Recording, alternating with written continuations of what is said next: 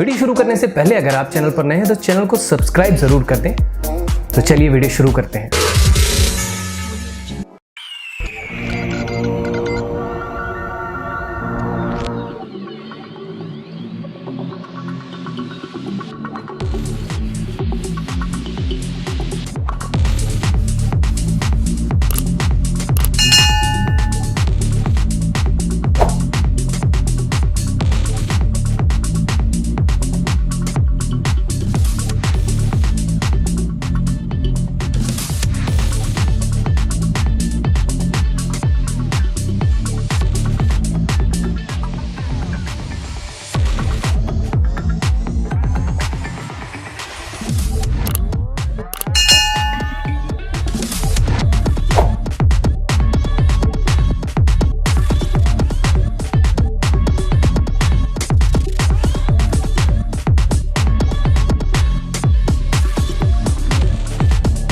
Video अच्छी लगी तो वीडियो को लाइक जरूर करें। मैं ऐसे ही अपने चैनल पर नई गाड़ियों एंड बाइक की अपडेट्स लेकर आता हूं आपके लिए।